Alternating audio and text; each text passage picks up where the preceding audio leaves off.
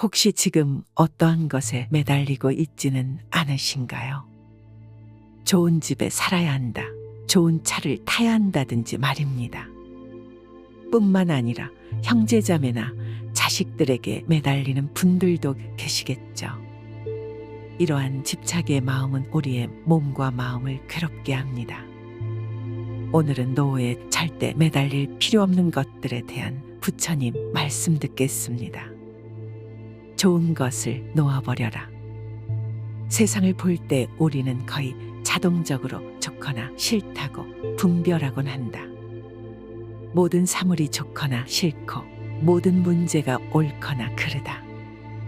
세상을 대할 때 우리는 왜 습관적으로 좋거나 싫은 어느 한쪽을 택해야 하는 것일까?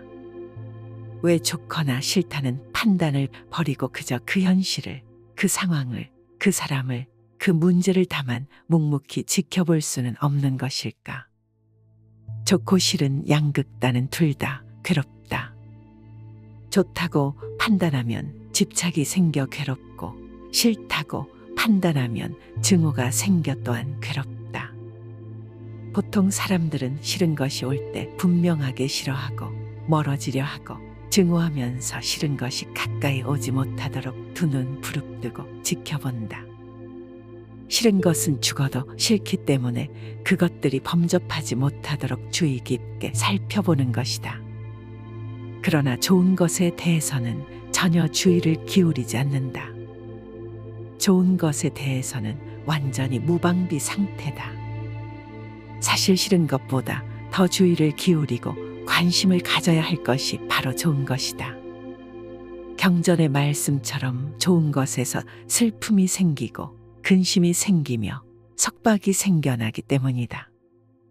싫은 것에서 생기는 미움은 오히려 비워내기 쉽지만 좋은 것에서 오는 애착과 근심과 석박은 우리를 꽁꽁 얽어맨다. 내가 좋아하는 것에 대한 애착과 집착이야말로 우리가 비워내고 또 비워내려 애를 써도 도무지 비워지지 않는 마지막 결박이다. 좋은 것이 내게 다가오는 그때를 주의 깊게 지켜보라. 사랑도, 소유도, 물질도, 돈도, 좋은 집도, 좋은 차도, 모든 좋은 것들이 내게 밀물처럼 밀려오는 바로 그 순간이 내 인생 최고의 위기이다. 주의 깊게 지켜봄으로써 그로 인한 슬픔과 근심과 석박을 떨쳐버리라. 애욕은 더러운 시궁창과 같다. 욕망의 마음이 사로잡혀 애착하는 것을 애욕이라 한다. 애욕은 늪과 같고 꽁꽁 묶인 밧줄과 같아 빠져나오려고 발버둥치면 칠수록 오히려 더욱 얽어매고 더 깊게 빠져든다.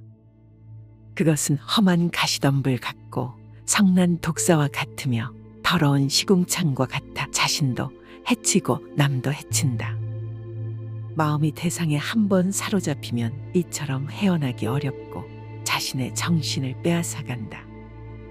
모든 좋아하고 애착하는 대상은 항상 하지 않고 실체가 없으며 괴로움을 가져온다는 것이 삼법인의 가르침이다.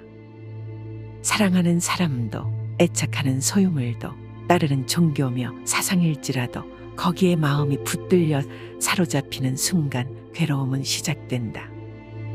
애욕은 언제나 애욕 그 자체로 남지 언제까지고 충족되지 않는다. 애욕은 충족과 갈구로서는 다 채워지지 않고 비움과 관찰만이 그 완전한 소멸을 돕는다. 순간순간 어떤 애욕에 결박당하여 있는지를 분명하게 인식하고 알아채라. 일어나는 애욕을 분명하게 볼 때 애욕은 있지만 애욕에 물든 자는 없다는 것을 알게 된다. 그리고 애욕에 물든 내가 사라지는 순간 애욕도 함께 사라진다. 내가 애욕에 빠지는 것이 아니라 다만 어떤 중립적인 현상이 일어나고 사라질 뿐이다. 그 현상을 애욕이라거나 집착이라고 이름 짓지도 말고 다만 살펴보라. 내가 한다고 착각하여 사로잡히는 순간 애욕은 늪과 같고 칼날과 같고 더러운 시궁창과 같이 나를 사로잡아 꽁꽁 올가매고 만다. 애욕에 사로잡히는 자가 되지 말고 다만 지켜보는 자가 되라. 정착하지 말고 여행하라. 자신의 소유가 아닌 것은 집착하지 말고 다 버려라. 내 것이 아닌 것을 모두 버릴 때 세상을 소유할 수 있다. 만약 어떤 이가 뒷동산에 있는 나뭇잎을 가지고 간다고 했을 때 왜 나뭇잎을 가졌느냐고 그와 싸우겠는가? 수행하는 사람들도 그와 같아서 자기 소유가 아닌 물건에 대하여 애착을 버려야 할 것이니 버릴 것을 버릴 수 있어야 마음이 평온하다. 본래부터 내 것이 어디에 있는가? 나라는 존재 또한 잠시 인연 따라 왔다가 인연 따라가는 무상한 존재인데 하물며 내 것이라고 붙잡아 두고 집착할 것이 무엇이겠는가? 뒷동산의 나뭇잎이 어찌 내 것일 수가 있으며 땅에 금을 그어놓고 돈을 지불한다고 어찌 내 땅일 수가 있겠는가? 그것은 인간의 오만한 생각일 뿐이다. 이 세상에 내가 영원히 가질 수 있는 것은 어디에도 없다. 그렇다고 일체의 모든 소유를 다 버리고 완전한 거지가 되라는 말은 아니다. 인연 따라 자연스럽게 나에게로 온 것까지 억지로 다 버릴 필요는 없다. 그러나 자기 소유물들의 특성을 알 필요는 있다. 내 소유물들은 인연 따라 잠시 나를 스쳐갈 뿐이다. 우리는 그것을 잠시 보관하면서 인연 따라 쓸 뿐이다. 잠시 스쳐가는 것들을 스쳐가지 못하게 나라는 틀 속에 가두게 되면 나를 중심으로 우주적인 에너지는 정체되고 만다. 세상 모든 것들은 끊임없이 변화하면서 이 끝없는 우주를 여행하는 임무를 부여받았다. 그들의 목적은 끊임없는 여행에 있지 어느 한 곳에 정착하는 데 있지 않다. 바로 그 사실을 깨달아야 한다. 사실은 내 것이 아니라 여행길 위에서 잠시 들른 간이역일 뿐이다. 그 어떤 것도 종착역으로서 나에게로 온 것은 없다. 그저 내가 그렇게 믿고 싶을 뿐이다. 그러니 내 것을 다른 사람에게 보시했다 하더라도 사실은 보시가 아니라 그저 가야 할 곳에 갔을 뿐인 것이다. 그것이 그것의 다음역이었던 것이지 내가 무엇을 누구에게 준 것이 아니다. 내가 무엇을 누구에게 주고받았다는 그 생각이 바로 집착이다. 집착은 기쁨이자 근심이다. 많은 사람들에게 소유가 기쁨이다. 집착하는 것을 얻었을 때 하늘을 날아갈 듯 기쁘다. 아마도 죽을 때까지 내 것이라는 소유를 늘리는 것이 모든 사람들의 공통된 삶의 과제일 것이다. 자녀가 있으면 자녀로 인해 기쁘고 돈이 있으면 돈 때문에 기쁘고 차가 있으면 차로 인해 기쁘다. 그러나 이 모든 소유에서 오는 기쁨은 영원하지 않으며 근원적이지 않다. 언젠가 소유물은 없어지고 만다. 소유한 것이 소멸되었을 때 그에 따른 괴로움이 동반된다. 그러나 소유하더라도 소유에 대한 집착이 없을 때 그때 참된 기쁨은 언제나 그 자리에 있다. 사람들이 집착하는 것이 우선 당장에는 달콤할지 모르지만 그것은 마침내 근심이 되고 만다. 집착으로서 소유로서 행복을 찾고자 한다면 그것은 그 이면에 행복의 크기만 한 불행의 씨앗을 키우고 있는 것에 불과하다. 자식이 있으면 자식 때문에 기쁘지만 또한 자식으로 인해 괴롭고 돈이 있으면 돈 때문에 기쁘지만 돈 때문에 괴롭기도 하다. 모든 소유의 기쁨은 곧 괴로움으로 바뀐다. 이것은 영원한 진리이다. 세상의 모든 집착을 놓으라. 소유하고 있으면서도 그 소유물에 집착하지 말라. 집착 없이 소유한다면 세상을 다 소유해도 상관없다. 언젠가 소멸되었을 때 마음에 아무런 파장이 없을 것이기에 집착이 없으면 근심도 없다. 자식도 재산도 내 것이 아니다. 내 자식이다, 내 재산이다, 내 생각이다, 내 것이다 하는 것은 다 어리석은 생각이다. 나도 내가 아닌데 내 몸도 이번 한생 잠시 쓰고 나면 우주법계로 돌려주어야 하는데 하물며 내 소유를 어찌 내 것이라고 할 수 있겠는가. 잠시 빌려 쓸 뿐이다. 내 몸도 우주 법계에서 잠시 빌어다 쓰는 것이고 내 소유도 잠시 법계에서 빌어다 쓸 뿐이다. 그러니 집착할 것이 없다.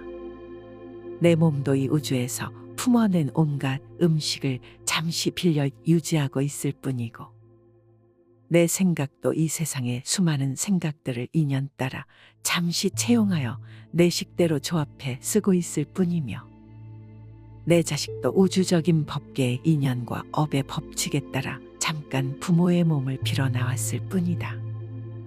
세상 모든 것들이 이처럼 다른 모든 존재들에 의지하여 다만 잠시 그 모습을 취하고 있을 뿐이다. 세상 모든 존재는 우주의 것이며 다른 모든 존재들의 것이다. 내가 곧 이 우주이며 또한 나는 이 우주의 모든 존재들과 긴밀하게 연결되어 있다. 그러니 어찌 내가 누구를 가지고 내가 무엇을 집착하고 누가 무엇을 소유할 수 있겠는가. 온 우주는 전체가 전체에 의해 존재하며 전체가 전체에 의해 소유되고 있는 것이다. 그런 신성한 우주적인 것에 내 것이라는 울타리를 치면서부터 우리는 우주로부터 진리로부터 외면받고 있다. 내 것이란 울타리를 걷어내면 모든 것이 그대로 있을 곳에 있고 제자리를 찾는다. 한 생각 일으켜 내 것을 만들면 세계가 나뉘어 시끄럽지만 한 생각 놓아 내 것을 걷어내면 세계도 나도 나뉘지 않아 고요하다. 욕심같이 더럽고 추하며 허망하고 위험한 것은 없다. 그러나 욕심같이 겉포장이 잘 되어 있는 것도 없다. 욕심은 예리한 칼날 위에 묻어있는 꿀과 같아 잠시 달콤할지 모르지만 혀를 베는 결과를 낳고 화장실에 칠해진 단청과 같아 겉만 화려하나 속은 더럽고 추하여 냄새가 난다. 그러나 세상 사람들은 욕심의 구린 냄새를 알지 못하고 화려하게 포장된 겉모습에만 빠져든다. 그것이 곧 내 혀를 베고 내 몸을 베며 내 존재의 뿌리를 잘라내리라는 사실은 애써 외면하고 있다. 욕심이 지금 당장에 아무리 큰 기쁨을 가져다 줄지라도 그 끝은 추하며 고통스럽다. 당장의 기쁨을 위해 곧 다가올 삶을 포기하고 산다는 것은 얼마나 어리석은가. 욕심의 실체를 여실히 들여다보라. 욕심에 얽매여 있는 나의 모습을 한 발자국 뒤에서 전체적으로 지켜보라. 과연 나는 어떤 욕심에 빠져 있는가? 똥덩이 같고 밑 빠진 그릇 같으며 독사와 같고 원수와 같으며 물거품처럼 허망하여 견고하지 못한 욕심의 실체를 확연히 보아야 한다. 그러지 않으면 욕심의 덫에 걸리고 만다. 그렇다고 욕심을 없애버리려고 애쓸 필요는 없다. 욕망과의 전쟁을 선포하는 것은 욕망을 다루는 지혜로운 방법이 아니다. 욕망은 싸워서 이겨야 할 대상이 아니라 그 전 과정을 깨어있는 관찰로서 온전히 이해해야 할 어떤 것이다. 욕망을 전체적으로 이해했을 때 그 이면에 잠재되어 있는 혀를 베는 칼날의 의미를 바로 볼 수 있다. 나에게는 어떤 욕심이 일어나고 머물다가 사라지고 있는가? 마음이 탐욕을 벗어나지 못하기 때문에 무거운 짐을 지게 된다. 우리가 짊어지고 있는 가장 무거운 짐이 탐욕의 짐이다. 탐욕의 짐은 짊어지는 만큼 병이 되고 벗어버리는 만큼 즐거움이 된다. 길을 걷는 나그네에게 짐이 많다면 그 길은 멀고도 험난하다. 인생의 길을 걷고 있는 우리들도 짐이 없어야 호젓하고 가벼운 여행을 즐길 수 있다. 지혜로운 이는 삶의 길 위에서 항상 무거운 짐을 버리며 살지만 어리석은 이는 항상 새 짐을 만들고 쌓고 또 쌓기에 여념이 없다. 태어나서 죽을 때까지 짐을 늘리려고 애쓰며 사는 것이 사람들의 모습이다. 가진 짐이 많으면 부유하고 행복하며 자랑스럽지만 가진 짐이 없을수록 부족하고 가난하며 부끄럽다고 여긴다. 그러나 참된 공덕은 짐이 없어 가벼운 삶에 있다. 인류의 모든 성인들은 공통적으로 가난하여 짐이 없었고, 그렇기에 삶이라는 여행길은 가볍고도 자유롭게 길을 걸을 수 있었다. 이 세상에서 보면 짐이 많은 사람이 부자이고 짐이 없는 사람이 가난한 것 같지만, 이 세상을 떠날 때에는 짐이 많은 사람이 가난하고 짐이 없을수록 부자가 되어 떠난다.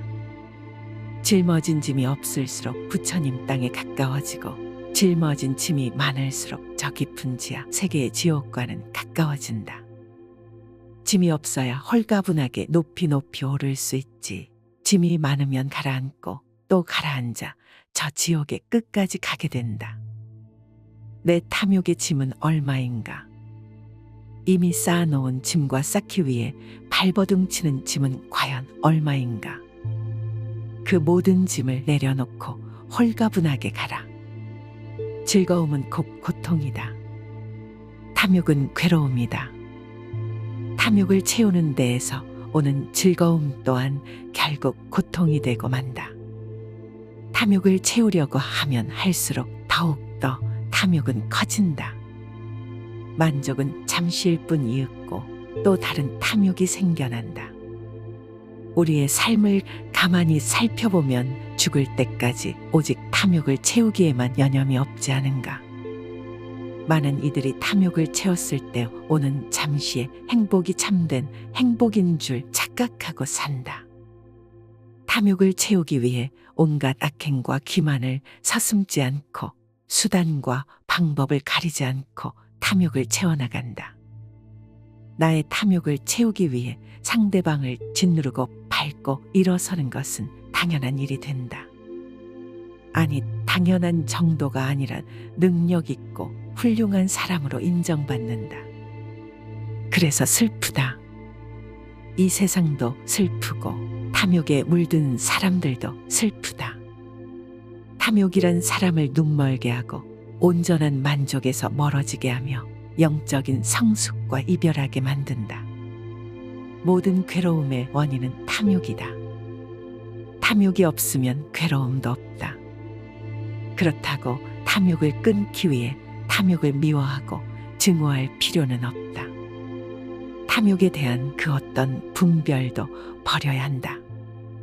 탐욕 그 자체는 좋거나 나쁜 어떤 실체적인 것이 아니라 다만 인연 따라 자연스럽게 생겨나는 중립적이고 비실체적인 것이다. 탐욕을 없애려고 애쓰지 말고 좋아하거나 싫어하지도 말고 어떻게 생겨나고 어떻게 머물렀다가 어떤 일들을 만들어내고 또 어떻게 사라지는가를 그냥 알아차리고 지켜보기만 하라. 그랬을 때 전체적인 탐욕에 대한 지혜가 생기고 지혜의 빛은 곧 탐욕을 사랑으로 불태운다. 행하면서 동시에 버려라. 참으로 수행을 잘하는 사람은 스스로 수행을 잘하는 것을 모른다. 국자가 국맛을 모르듯 선정에 든 사람은 선정에 든 것을 잊으며 적정에 든 사람은 적정에 든 것을 모른다. 스스로 수행을 잘하고 있다는 상이 생기고 깊은 선정에 들었다는 생각이 있으며 스스로 깨달았다는 상이 생기면 거기에 집착이 생기고 집착이 생기면 모든 것은 다시 원점으로 돌아간다. 참된 수행자는 하되 함이 없이 행하는 이다. 응무소주 이생기심, 마땅히 머무는 바 없이 마음을 내는 것이야말로 이 공부의 핵심이다. 참된 진리는 그 진리 자체에도 집착하지 않고 참된 선정은 그 선정에 집착하지 않는다. 금강경은 불법 그 자체에도 집착하지 않았을 때 참된 불법이 드러남을 설하고 있다. 불법을 공부하면서도 불법 공부에 집착하지 않고 몇 시간이고 며칠이고 참선에 들어 선정을 얻더라도 거기에 집착하지 않으며 수많은 중생을 교화하여 포교했더라도 스스로 포교를 잘했다는 상이 생기지 않았을 때 그것은 참이다. 자신의 수행력을, 포교력을, 많은 공부의 이력을 들추면서 자랑삼아 말하는 이들은 자신의 어리석음을 드러내고 있을 뿐이다. 삶을 살아가면서 수많은 선행을 하고 보시를 하고 수행을 하고 좋은 일을 하지만 그 모든 것을 하고 나서는 반드시 잊어버려라. 놓아버려라. 놓아버리는 순간 그것은 보석처럼 빛나지만 드러내는 순간 그 빛은 사라지고 만다. 불교는 불교 그 자체에도 집착하지 않았을 때 참된 불교가 드러나는 것이다. 불교는 불교가 아니다. 그러므로 불교다. 좋은 것을 놓아버려라. 세상을 볼 때 우리는 거의 자동적으로 좋거나 싫다고 분별하곤 한다. 모든 사물이 좋거나 싫고 모든 문제가 옳거나 그르다. 세상을 대할 때 우리는 왜 습관적으로 좋거나 싫은 어느 한쪽을 택해야 하는 것일까? 왜 좋거나 싫다는 판단을 버리고 그저 그 현실을, 그 상황을, 그 사람을, 그 문제를 다만 묵묵히 지켜볼 수는 없는 것일까? 좋고 싫은 양극단은 둘 다 괴롭다. 좋다고 판단하면 집착이 생겨 괴롭고 싫다고 판단하면 증오가 생겨 또한 괴롭다. 보통 사람들은 싫은 것이 올 때 분명하게 싫어하고 멀어지려 하고 증오하면서 싫은 것이 가까이 오지 못하도록 두 눈 부릅뜨고 지켜본다. 싫은 것은 죽어도 싫기 때문에 그것들이 범접하지 못하도록 주의 깊게 살펴보는 것이다. 그러나 좋은 것에 대해서는 전혀 주의를 기울이지 않는다. 좋은 것에 대해서는 완전히 무방비 상태다. 사실 싫은 것보다 더 주의를 기울이고 관심을 가져야 할 것이 바로 좋은 것이다. 경전의 말씀처럼 좋은 것에서 슬픔이 생기고 근심이 생기며 석박이 생겨나기 때문이다. 싫은 것에서 생기는 미움은 오히려 비워내기 쉽지만 좋은 것에서 오는 애착과 근심과 석박은 우리를 꽁꽁 얽어맨다. 내가 좋아하는 것에 대한 애착과 집착이야말로 우리가 비워내고 또 비워내려 애를 써도 도무지 비워지지 않는 마지막 결박이다.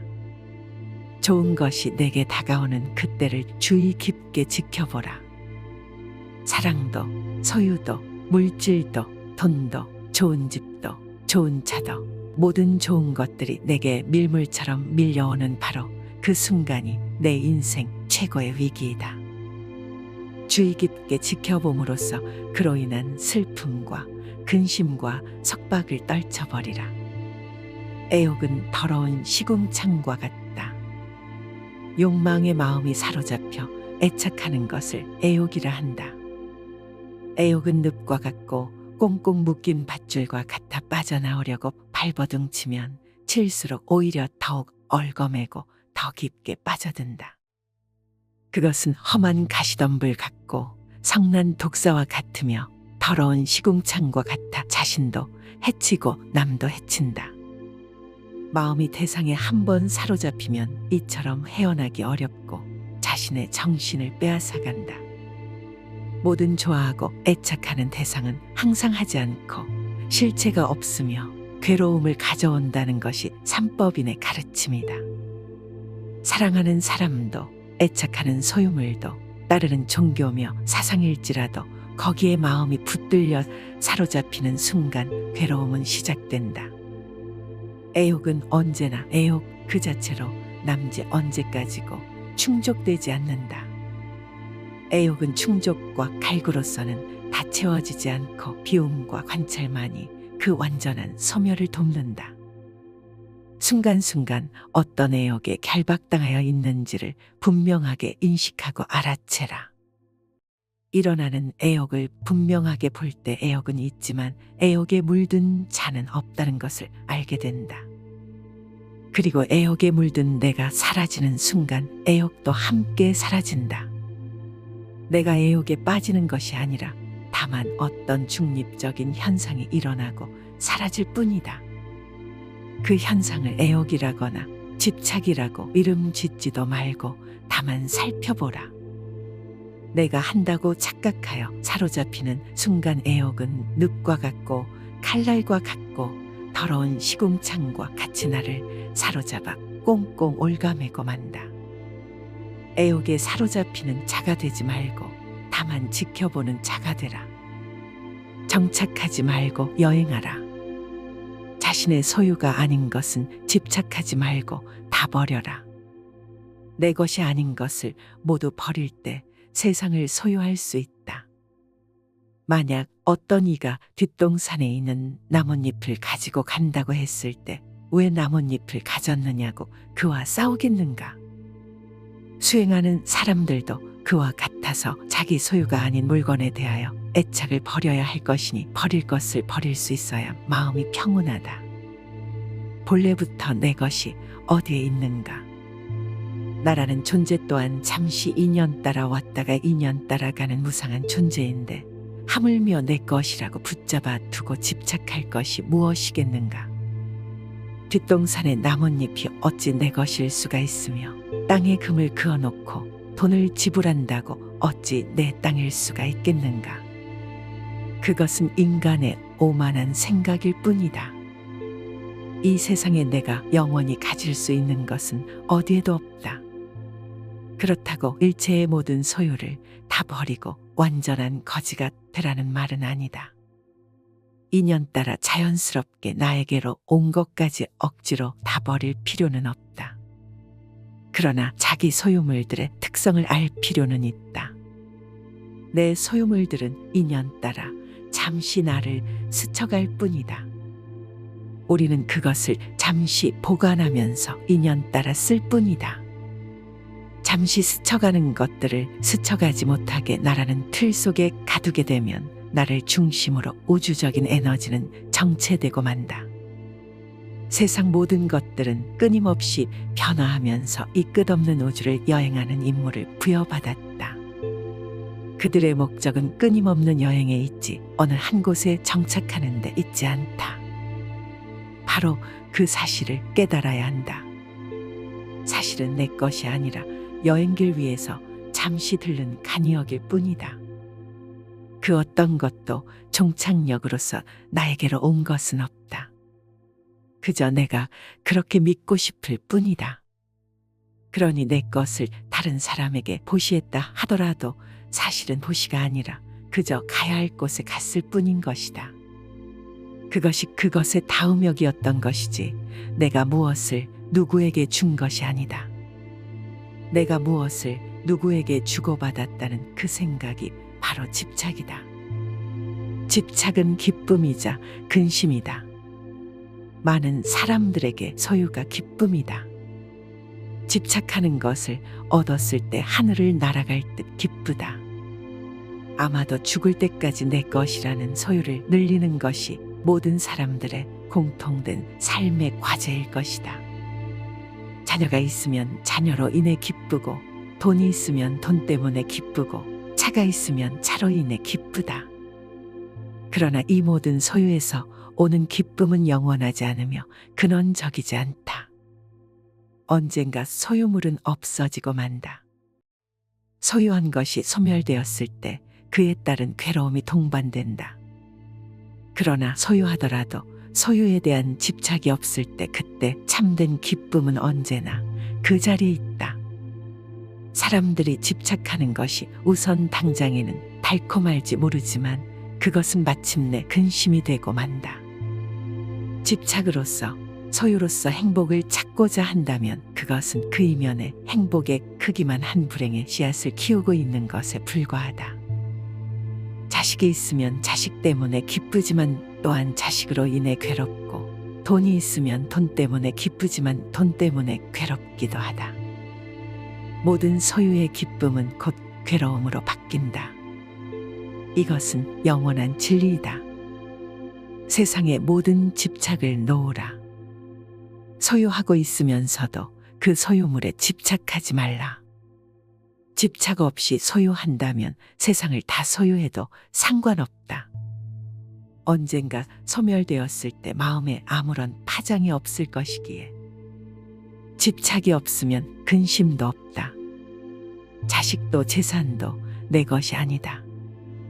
내 자식이다, 내 재산이다, 내 생각이다, 내 것이다 하는 것은 다 어리석은 생각이다. 나도 내가 아닌데 내 몸도 이번 한생 잠시 쓰고 나면 우주법계로 돌려주어야 하는데 하물며 내 소유를 어찌 내 것이라고 할 수 있겠는가. 잠시 빌려 쓸 뿐이다. 내 몸도 우주 법계에서 잠시 빌어다 쓰는 것이고 내 소유도 잠시 법계에서 빌어다 쓸 뿐이다. 그러니 집착할 것이 없다.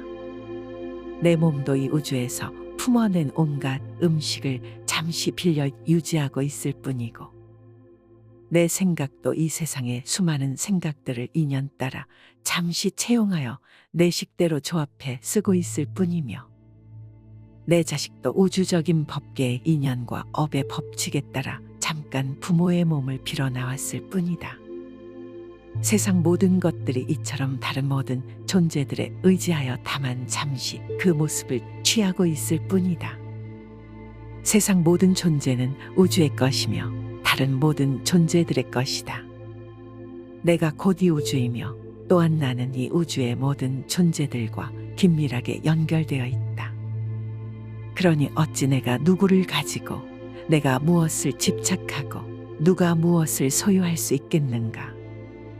온 우주는 전체가 전체에 의해 존재하며 전체가 전체에 의해 소유되고 있는 것이다. 그런 신성한 우주적인 것에 내 것이라는 울타리를 치면서부터 우리는 우주로부터 진리로부터 외면받고 있다. 내 것이란 울타리를 걷어내면 모든 것이 그대로 있을 곳에 있고 제자리를 찾는다. 한 생각 일으켜 내 것을 만들면 세계가 나뉘어 시끄럽지만 한 생각 놓아 내 것을 걷어내면 세계도 나도 나뉘지 않아 고요하다. 욕심같이 더럽고 추하며 허망하고 위험한 것은 없다. 그러나 욕심같이 겉포장이 잘 되어 있는 것도 없다. 욕심은 예리한 칼날 위에 묻어있는 꿀과 같아 잠시 달콤할지 모르지만 혀를 베는 결과를 낳고 화장실에 칠해진 단청과 같아 겉만 화려하나 속은 더럽고 추하여 냄새가 난다. 그러나 세상 사람들은 욕심의 구린 냄새를 알지 못하고 화려하게 포장된 겉모습에만 빠져든다. 그것이 곧 내 혀를 베고 내 몸을 베며 내 존재의 뿌리를 잘라내리라는 사실은 애써 외면하고 있다. 욕심이 지금 당장에 아무리 큰 기쁨을 가져다 줄지라도 그 끝은 추하며 고통스럽다. 당장의 기쁨을 위해 곧 다가올 삶을 포기하고 산다는 것은 얼마나 어리석은가. 욕심의 실체를 여실히 들여다보라. 욕심에 얽매여 있는 나의 모습을 한 발자국 뒤에서 전체적으로 지켜보라. 과연 나는 어떤 욕심에 빠져 있는가? 똥덩이 같고 밑 빠진 그릇 같으며 독사와 같고 원수와 같으며 물거품처럼 허망하여 견고하지 못한 욕심의 실체를 확연히 보아야 한다. 그러지 않으면 욕심의 덫에 걸리고 만다. 그렇다고 욕심을 없애버리려고 애쓸 필요는 없다. 욕망과의 전쟁을 선포하는 것은 욕망을 다루는 지혜로운 방법이 아니다. 욕망은 싸워서 이겨야 할 대상이 아니라 그 전 과정을 깨어있는 관찰로서 온전히 이해해야 할 어떤 것이다. 욕망을 전체적으로 이해했을 때 그 이면에 잠재되어 있는 혀를 베는 칼날의 의미를 바로 볼 수 있다. 나에게는 어떤 욕심이 일어나고 머물다가 사라지고 있는가? 마음이 탐욕을 벗어나지 못하기 때문에 무거운 짐을 지게 된다. 우리가 짊어지고 있는 가장 무거운 짐이 탐욕의 짐이다. 탐욕의 짐은 짊어지는 만큼 병이 되고 벗어버리는 만큼 즐거움이 된다. 길을 걷는 나그네에게 짐이 많다면 그 길은 멀고도 험난하다. 인생의 길을 걷고 있는 우리들도 짐이 없어야 호젓하고 가벼운 여행을 즐길 수 있다. 지혜로운 이는 삶의 길 위에서 항상 무거운 짐을 버리며 살지만 어리석은 이는 항상 새 짐을 만들고 쌓고 또 쌓기에 여념이 없다. 태어나서 죽을 때까지 짐을 늘리려고 애쓰며 사는 것이 사람들의 모습이다. 가진 짐이 많으면 부유하고 행복하며 자랑스럽지만 가진 짐이 없을수록 부족하고 가난하며 부끄럽다고 여긴다. 그러나 참된 공덕은 짐이 없어 가벼운 삶에 있다. 인류의 모든 성인들은 공통적으로 가난하여 짐이 없었고, 그렇기에 삶이라는 여행길은 가볍고도 자유롭게 길을 걸을 수 있었다. 이 세상에서 보면 짐이 많은 사람이 부자이고 짐이 없는 사람이 가난한 것 같지만, 이 세상을 떠날 때에는 짐이 많은 사람이 가난하고 짐이 없을수록 부자가 되어 떠난다. 짊어진 짐이 없을수록 부처님 땅에 가까워지고, 짊어진 짐이 많을수록 저 깊은 지하 세계의 지옥과는 가까워진다. 짐이 없어야 홀가분하게 높이 높이 오를 수 있지. 짐이 많으면 가라앉고 또 가라앉아 저 지옥의 끝까지 가게 된다. 내 탐욕의 짐은 얼마인가? 이미 쌓아놓은 짐과 쌓기 위해 발버둥치는 짐은 과연 얼마인가?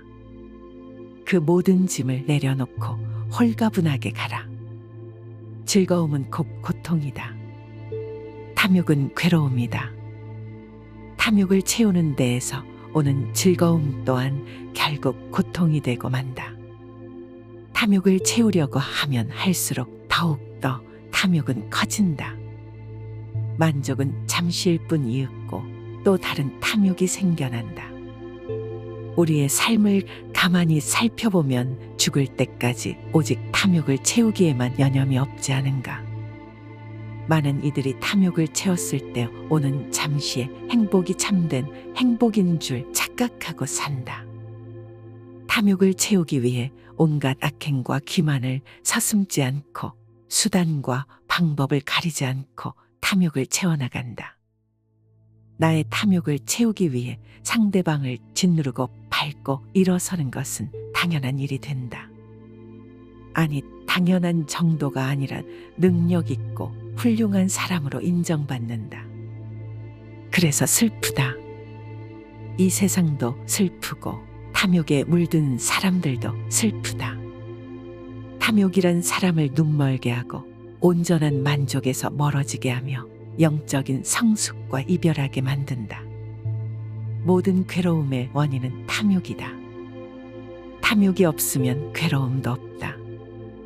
그렇다고 탐욕을 끊기 위해 탐욕을 미워하고 증오할 필요는 없다. 탐욕에 대한 그 어떤 분별도 버려야 한다. 탐욕 그 자체는 좋거나 나쁜 어떤 실체적인 것이 아니라 다만 인연 따라 자연스럽게 생겨나는 중립적이고 비실체적인 것이다. 탐욕을 없애려고 애쓰지 말고 좋아하거나 싫어하지도 말고 어떻게 생겨나고 어떻게 머물렀다가 어떤 일들을 만들어내고 또 어떻게 사라지는가를 그냥 알아차리고 지켜보기만 하라. 그랬을 때 전체적인 탐욕에 대한 지혜가 생기고 지혜의 빛은 곧 탐욕을 사랑으로 불태운다. 행하면서 동시에 버려라. 참으로 수행을 잘하는 사람은 스스로 수행을 잘하는 것을 모른다. 국자가 국맛을 모르듯 선정에 든 사람은 선정에 든 것을 잊으며 적정에 든 사람은 적정에 든 것을 모른다. 스스로 수행을 잘하고 있다는 상이 생기고 깊은 선정에 들었다는 생각이 있으며 스스로 깨달았다는 상이 생기면 거기에 집착이 생기고 집착이 생기면 모든 것은 다시 원점으로 돌아간다. 참된 수행자는 하되 함이 없이 행하느니라. 응무소주 이생기심, 마땅히 머무는 바 없이 마음을 내는 것이야말로 이 공부의 핵심이다. 참된 진리는 그 진리 자체에도 집착하지 않고 참된 선정은 그 선정에 집착하지 않는다. 금강경은 불법 그 자체에도 집착하지 않았을 때 참된 불법이 드러남을 설하고 있다. 불법을 공부하면서도 불법 공부에 집착하지 않고 몇 시간이고 며칠이고 참선에 들어 선정을 얻더라도 거기에 집착하지 않으며 수많은 중생을 교화하여 포교했더라도 스스로 포교를 잘했다는 상이 생기지 않았을 때 그것은 참이다. 자신의 수행력을, 포교력을, 많은 공부의 이력을 들추면서 자랑삼아 말하는 이들은 자신의 자신의 어리석음을 드러내고 있을 뿐이다. 삶을 살아가면서 수많은 선행을 하고 보시를 하고 수행을 하고 좋은 일을 하지만 그 모든 것을 하고 나서는 반드시 잊어버려라. 놓아버려라. 놓아버리는 순간 그것은 보석처럼 빛나지만 드러내는 순간 그 빛은 사라지고 만다. 불교는 불교 그 자체에도 집착하지 않았을 때 참된 불교가 드러나는 것이다. 불교는 불교가 아니다. 그러므로 불교다. 좋은 것을 놓아버려라. 세상을 볼 때 우리는 거의 자동적으로 좋거나 싫다고 분별하곤 한다. 모든 사물이 좋거나 싫고 모든 문제가 옳거나 그르다. 세상을 대할 때 우리는 왜 습관적으로 좋거나 싫은 어느 한쪽을 택해야 하는 것일까? 왜 좋거나 싫다는 판단을 버리고 그저 그 현실을, 그 상황을, 그 사람을, 그 문제를 다만 묵묵히 지켜볼 수는 없는 것일까? 좋고 싫은 양극단은 둘 다 괴롭다. 좋다고 판단하면 집착이 생겨 괴롭고 싫다고 판단하면 증오가 생겨 또한 괴롭다. 보통 사람들은 싫은 것이 올 때 분명하게 싫어하고 멀어지려 하고 증오하면서 싫은 것이 가까이 오지 못하도록 두 눈 부릅뜨고 지켜본다. 싫은 것은 죽어도 싫기 때문에 그것들이 범접하지 못하도록 주의 깊게 살펴보는 것이다. 그러나 좋은 것에 대해서는 전혀 주의를 기울이지 않는다. 좋은 것에 대해서는 완전히 무방비 상태다. 사실 싫은 것보다 더 주의를 기울이고 관심을 가져야 할 것이 바로 좋은 것이다. 경전의 말씀처럼 좋은 것에서 슬픔이 생기고 근심이 생기며 석박이 생겨나기 때문이다. 싫은 것에서 생기는 미움은 오히려 비워내기 쉽지만 좋은 것에서 오는 애착과 근심과 석박은 우리를 꽁꽁 얽어맨다. 내가 좋아하는 것에 대한 애착과 집착이야말로 우리가 비워내고 또 비워내려 애를 써도 도무지 비워지지 않는 마지막 결박이다. 좋은 것이 내게 다가오는 그때를 주의 깊게 지켜보라. 사랑도, 소유도, 물질도, 돈도, 좋은 집도, 좋은 차도 모든 좋은 것들이 내게 밀물처럼 밀려오는 바로 그 순간이 내 인생 최고의 위기이다. 주의 깊게 지켜봄으로써 그로 인한 슬픔과 근심과 석박을 떨쳐버리라. 애욕은 더러운 시궁창과 같다. 욕망의 마음이 사로잡혀 애착하는 것을 애욕이라 한다. 애욕은 늪과 같고 꽁꽁 묶인 밧줄과 같아 빠져나오려고 발버둥치면 칠수록 오히려 더욱 얽어매고 더 깊게 빠져든다. 그것은 험한 가시덤불 같고 성난 독사와 같으며 더러운 시궁창과 같아 자신도 해치고 남도 해친다. 마음이 대상에 한 번 사로잡히면 이처럼 헤어나기 어렵고 자신의 정신을 빼앗아간다. 모든 좋아하고 애착하는 대상은 항상 하지 않고 실체가 없으며 괴로움을 가져온다는 것이 삼법인의 가르침이다. 사랑하는 사람도 애착하는 소유물도 따르는 종교며 사상일지라도 거기에 마음이 붙들려 사로잡히는 순간 괴로움은 시작된다. 애욕은 언제나 애욕 그 자체로 남지 언제까지고 충족되지 않는다.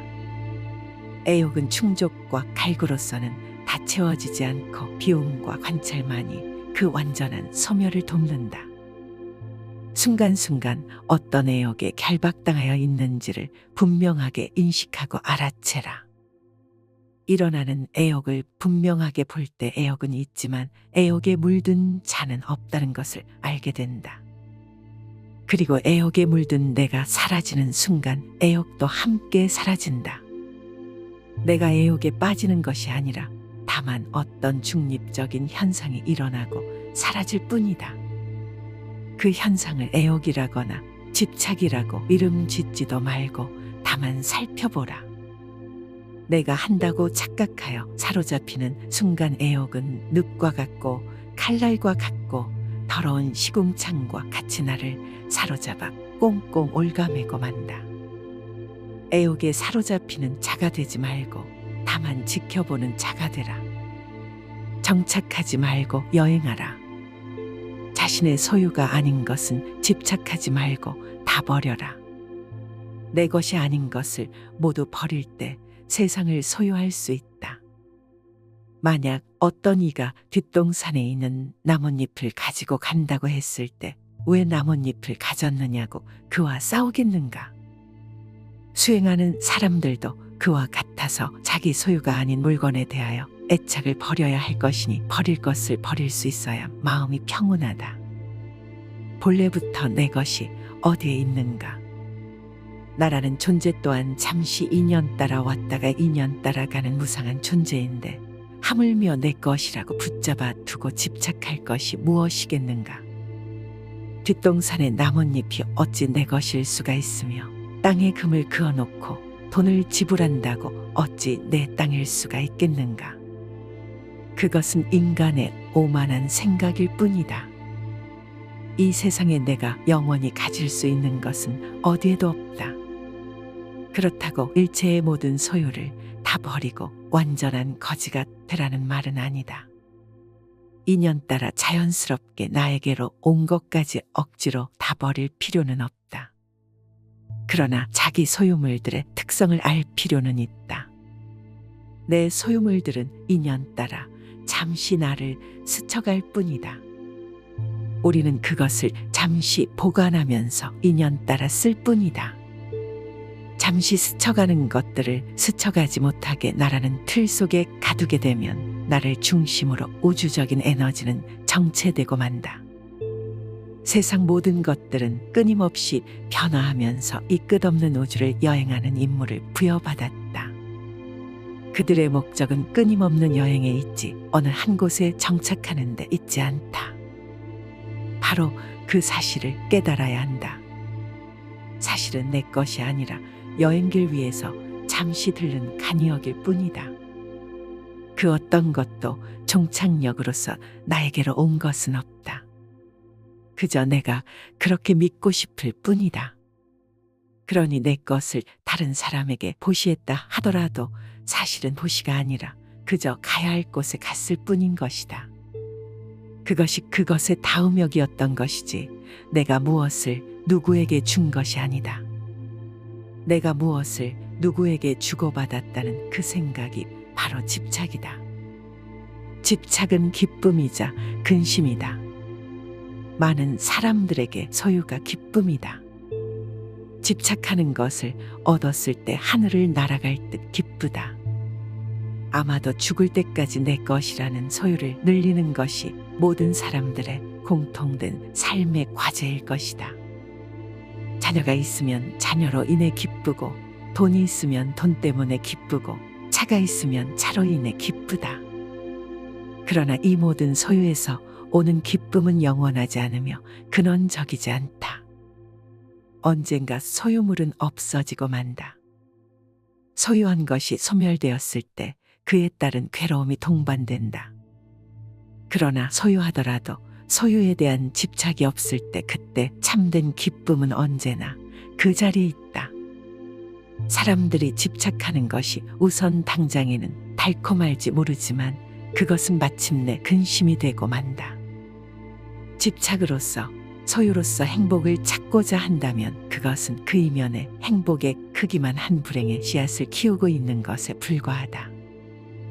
자식이 있으면 자식 때문에 기쁘지만 또한 자식으로 인해 괴롭고 돈이 있으면 돈 때문에 기쁘지만 돈 때문에 괴롭기도 하다. 모든 소유의 기쁨은 곧 괴로움으로 바뀐다. 이것은 영원한 진리이다. 세상의 모든 집착을 놓으라. 소유하고 있으면서도 그 소유물에 집착하지 말라. 집착 없이 소유한다면 세상을 다 소유해도 상관없다. 언젠가 소멸되었을 때 마음에 아무런 파장이 없을 것이기에 집착이 없으면 근심도 없다. 자식도 재산도 내 것이 아니다. 내 자식이다. 내 재산이다. 내 생각이다. 내 것이다. 하는 것은 다 어리석은 생각이다. 나도 내가 아닌데 내 몸도 이번 한생 잠시 쓰고 나면 이 우주법계로 돌려주어야 하는데 하물며 내 소유를 어찌 내 것이라고 할 수 있겠는가. 잠시 빌려 쓸 뿐이다. 내 몸도 우주 법계에서 잠시 빌어다 쓰는 것이고 내 소유도 잠시 법계에서 빌어다 쓸 뿐이다. 그러니 집착할 것이 없다. 내 몸도 이 우주에서 품어낸 온갖 음식을 잠시 빌려 유지하고 있을 뿐이고 내 생각도 이 세상의 수많은 생각들을 인연 따라 잠시 채용하여 내 식대로 조합해 쓰고 있을 뿐이며 내 자식도 우주적인 법계의 인연과 업의 법칙에 따라 잠깐 부모의 몸을 빌어 나왔을 뿐이다. 세상 모든 것들이 이처럼 다른 모든 존재들에 의지하여 다만 잠시 그 모습을 취하고 있을 뿐이다. 세상 모든 존재는 우주의 것이며 다른 모든 존재들의 것이다. 내가 곧 이 우주이며 또한 나는 이 우주의 모든 존재들과 긴밀하게 연결되어 있다. 그러니 어찌 내가 누구를 가지고 내가 무엇을 집착하고 누가 무엇을 소유할 수 있겠는가. 온 우주는 전체가 전체에 의해 존재하며 전체가 전체에 의해 소유되고 있는 것이다. 그런 신성한 우주적인 것에 내 것이라는 울타리를 치면서부터 우리는 우주로부터 진리로부터 외면받고 있다. 내 것이란 울타리를 걷어내면 모든 것이 그대로 있을 곳에 있고 제자리를 찾는다. 한 생각 일으켜 내 것을 만들면 세계가 나뉘어 시끄럽지만 한 생각 놓아 내 것을 걷어내면 세계도 나도 나뉘지 않아 고요하다. 욕심같이 더럽고 추하며 허망하고 위험한 것은 없다. 그러나 욕심같이 겉포장이 잘 되어 있는 것도 없다. 욕심은 예리한 칼날 위에 묻어있는 꿀과 같아 잠시 달콤할지 모르지만 혀를 베는 결과를 낳고 화장실에 칠해진 단청과 같아 겉만 화려하나 속은 더럽고 추하여 냄새가 난다. 그러나 세상 사람들은 욕심의 구린 냄새를 알지 못하고 화려하게 포장된 겉모습에만 빠져든다. 그것이 곧 내 혀를 베고 내 몸을 베며 내 존재의 뿌리를 잘라내리라는 사실은 애써 외면하고 있다. 욕심이 지금 당장에 아무리 큰 기쁨을 가져다 줄지라도 그 끝은 추하며 고통스럽다. 당장의 기쁨을 위해 곧 다가올 삶을 포기하고 산다는 것은 얼마나 어리석은가. 욕심의 실체를 여실히 들여다보라. 욕심에 얽매여 있는 나의 모습을 한 발자국 뒤에서 전체적으로 지켜보라. 과연 나는 어떤 욕심에 빠져 있는가? 똥덩이 같고 밑 빠진 그릇 같으며 독사와 같고 원수와 같으며 물거품처럼 허망하여 견고하지 못한 욕심의 실체를 확연히 보아야 한다. 그러지 않으면 욕심의 덫에 걸리고 만다. 그렇다고 욕심을 없애버리려고 애쓸 필요는 없다. 욕망과의 전쟁을 선포하는 것은 욕망을 다루는 지혜로운 방법이 아니다. 욕망은 싸워서 이겨야 할 대상이 아니라 그 전 과정을 깨어있는 관찰로서 온전히 이해해야 할 어떤 것이다. 욕망을 전체적으로 이해했을 때 그 이면에 잠재되어 있는 혀를 베는 칼날의 의미를 바로 볼 수 있다. 나에게는 어떤 욕심이 일어나고 머물다가 사라지고 있는가? 마음이 탐욕을 벗어나지 못하기 때문에 무거운 짐을 지게 된다. 우리가 짊어지고 있는 가장 무거운 짐이 탐욕의 짐이다. 탐욕의 짐은 짊어지는 만큼 병이 되고 벗어버리는 만큼 즐거움이 된다. 길을 걷는 나그네에게 짐이 많다면 그 길은 멀고도 험난하다. 인생의 길을 걷고 있는 우리들도 짐이 없어야 호젓하고 가벼운 여행을 즐길 수 있다. 지혜로운 이는 삶의 길 위에서 항상 무거운 짐을 버리며 살지만 어리석은 이는 항상 새 짐을 만들고 쌓고 또 쌓기에 여념이 없다. 태어나서 죽을 때까지 짐을 늘리려고 애쓰며 사는 것이 사람들의 모습이다. 가진 짐이 많으면 부유하고 행복하며 자랑스럽지만 가진 짐이 없을수록 부족하고 가난하며 부끄럽다고 여긴다. 그러나 참된 공덕은 짐이 없어 가벼운 삶에 있다. 인류의 모든 성인들은 공통적으로 가난하여 짐이 없었고 그렇기에 삶이라는 여행길은 가볍고도 자유롭게 길을 걸을 수 있었다.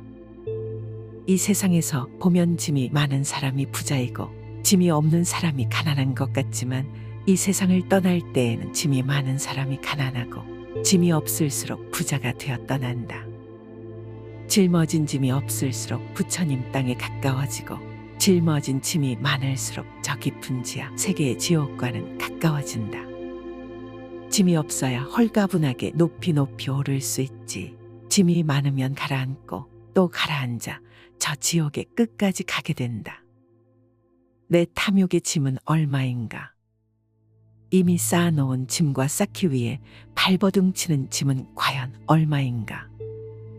그 모든 짐을 내려놓고 홀가분하게 가라. 즐거움은 곧 고통이다. 탐욕은 괴로움이다. 탐욕을 채우는 데에서 오는 즐거움 또한 결국 고통이 되고 만다. 탐욕을 채우려고 하면 할수록 더욱더 탐욕은 커진다. 만족은 잠시일 뿐 이윽고 또 다른 탐욕이 생겨난다. 우리의 삶을 가만히 살펴보면 죽을 때까지 오직 탐욕을 채우기에만 여념이 없지 않은가.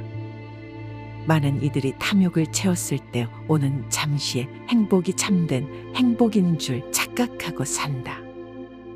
탐욕을 채우기 위해 온갖 악행과 기만을 서슴지 않고 수단과 방법을 가리지 않고 탐욕을 채워나간다.